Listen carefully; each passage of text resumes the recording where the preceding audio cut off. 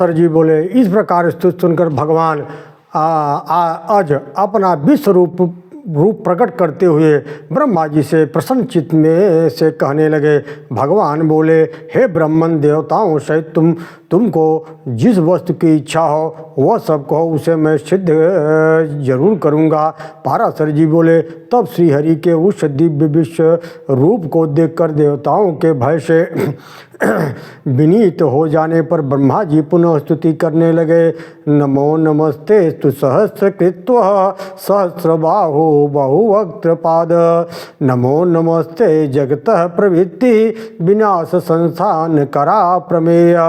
क्षुष्माति क्षुष्मति बृहत् प्रमाण गिरीय साम्याति गौरवात्मना प्रभा प्रधान बुद्धि विन्द्रियत प्रधान मूलात् परात्वन भगवत प्रसीद। ब्रह्मा जी बोले, हे सहस्रबाहु, हे अनंत मुख चरण वाले, आपको हजारों बार नमस्कार है। हे जगत की उत्पत्ति स्थिति और विनाश करने वाले, हे अप्रमेय, आपको बारंबार नमस्कार हो। हे भगवान, आप सूक्ष्म से भी सूक्ष्म, गुरु से भी गुरु और अति बृहत् प्रमाण है तथा प्रधान प्रकृति के महत्त्व और अहंकार आदि से प्रधान भूत मूल पुरुष से भी परे हैं। हे भगवान, आप हम पर प्रसन्न होइए।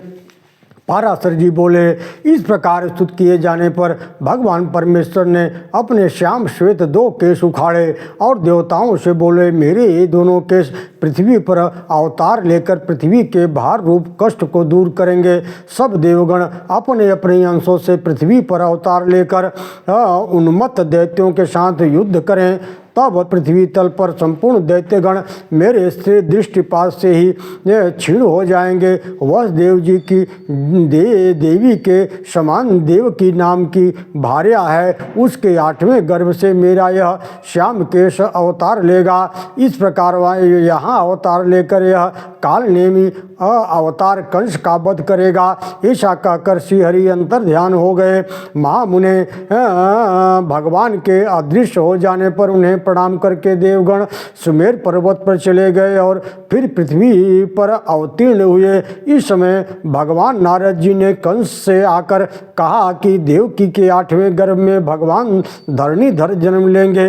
नारद जी से समाचार पाकर कंस ने कुपित होकर वसुदेव देवकी को कारागृह में बंद कर दिया।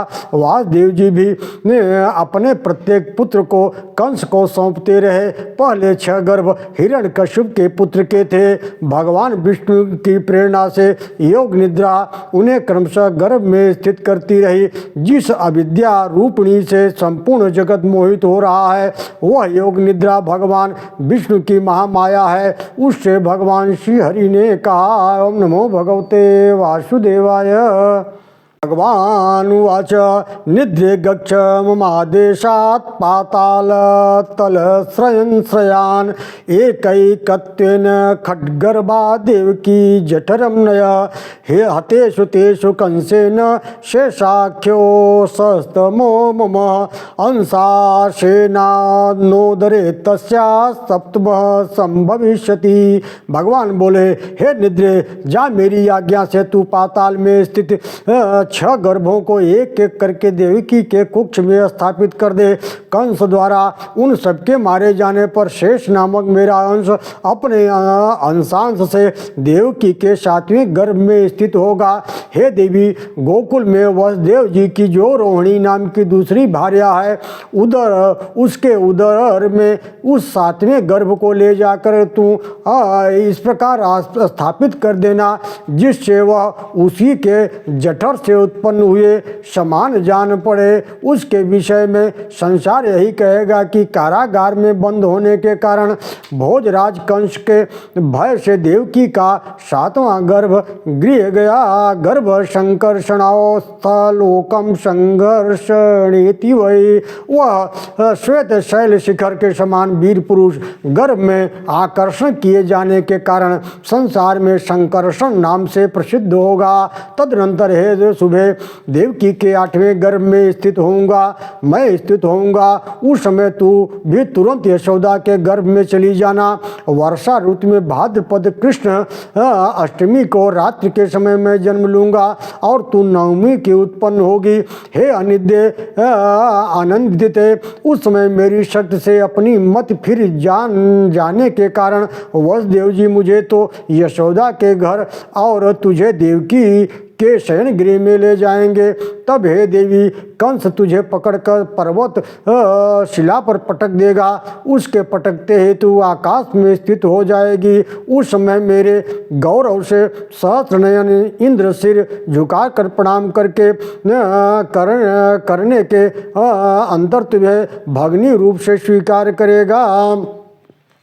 त्वं च शुंभ निशुंभादीन् त्वादित्य सहस्रशः स्थानैरनेकैः पृथिवीमशेषां मण्डयिष्यति। त्वं भूतिः सन्नतिः शान्तिः कान्तिद्यो पृथिवी घृतिं लज्जा पुष्टिरूपा यातु काचिन्दन्या तमेव सा। ये त्वामार्येति दुर्गेति वेदगर्भाम्बिकेति च भद्रेति भद्रकालेति क्षेमदा भाग्य येति च। तू भी शुंभ निशुंभादि सहस्त्र दैत्यों को मारकर अनेक स्थानों से समस्त पृथ्वी को सुशोभित करेगी। तू ही भूति संतत शांति और कांति है। तू ही आकाश पृथ्वी घृति लज्जा पुष्टि उषा है। इसके अतिरिक्त संसार में जो भी कोई शक्ति है वह सब तू ही है। जो लोग प्रातः काल सायंकाल में नम्रता पूर्वक तुझे दुर्गा वेद गर्भा अंबिका भद्रा भद्रकाली क्षेमदा भाग्या कहकर तेरी स्तुति करेंगे तो उनकी समस्त कामनाएं मेरी कृपा से पूर्ण हो जाएगी।